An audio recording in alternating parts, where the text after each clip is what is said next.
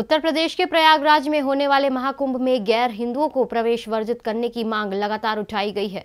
बागेश्वर पीठाधीश्वर पंडित धीरेन्द्र कृष्ण शास्त्री भी महाकुंभ में गैर हिंदुओं के प्रवेश को प्रतिबंधित करने के पक्ष में हैं। धार्मिक नगरी उज्जैन के संत महंत और आम लोग भी धीरेन्द्र शास्त्री की बात से सहमत हैं। गैर हिंदू में जो दुकानें लगाते हैं या खाने के पदार्थ बेचते हैं, होटल है और ढाबे चलाते हैं, तो ये मुस्लिम लोगों में ज़्यादा ये देखा गया कि ये उसमें थूक लगाते हैं, गंदगी करते हैं।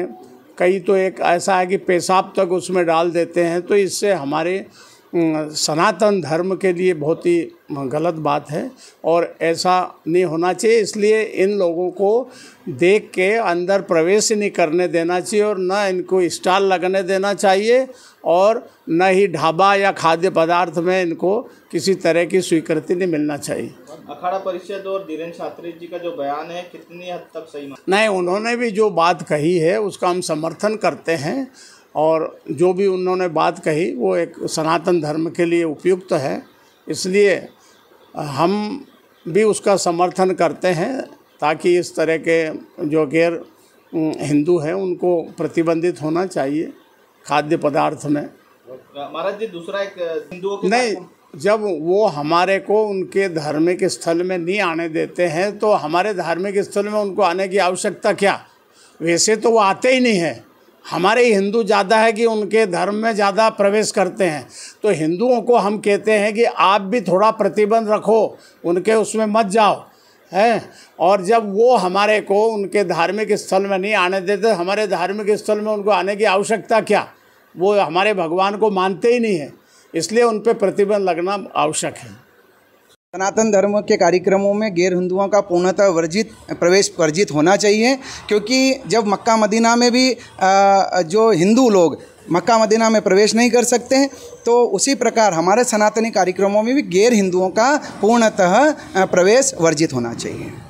यहाँ पर देखा जाता है कि कई व्यापार व्यवसाय भी करते हैं वो कुंभ में जाकर, तो उस पर जो अध्यक्ष जी का बयान आया, क्या कहना चाहिए? नहीं, हमारे हिंदू भाइयों को ही मौका मिलना चाहिए, हमारे सनातन भाइयों को मौका मिलना चाहिए। जितना उनकी कम दुकानें यदि कटती है तो वहीं हमारे सनातनी धर्म में पैसा जाएगा, वहीं तक किया है। प्रयागराज में कल से कुंभ मेला 2025 की बड़े हर्षोल्लास से आगे मनाने वाले हैं। उसमें कल ही जुना अखाड़े के सभी संतों ने अपना नगर प्रवेश करके नगर प्रवेश में शंकराद किया है। क्या क्या पूजन पाठ हुआ, क्या क्या हुआ? रामापुर से जुलूस के रूप में आके कई महामंडलेश्वर, कई महंत, कई संत, अखाड़ा परिषद के और जुना अखाड़े के सभी पदाधिकारी मिलके वहाँ से जुलूस के रूप में आए। जमुना के किनारे पे पूजन अर्चन किया। पूजन अर्चन करके कुंभ मेला छावनी जो बनती है उस छावनी में प्रवेश कल कर दिया है। कल इलाहाबाद प्रयागराज के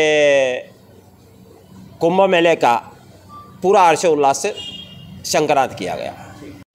बागेश्वर धाम सरकार के इस निर्णय से पूर्ण हिंदू समाज सहमत हैगा, क्योंकि जिस प्रकार मक्का मदीना में हिंदुओं का जाना वर्जित है और उनके किसी भी धर्म स्थल पर मुस्लिम वर्ग के हिंदुओं का जाना बिल्कुल वर्जित है। ना वहाँ वो व्यापार कर सकते हैं, ना वो वहाँ पर उनकी एंट्री है किसी भी प्रकार से।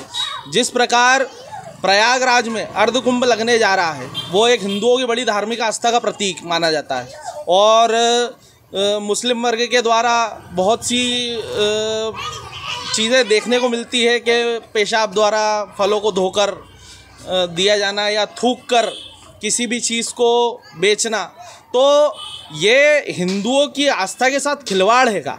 और जो कि जैसा कि हम सभी जानते हैं कि इस वर्ग के साथ में हर बार इस तरह की घटना होती आ रही है।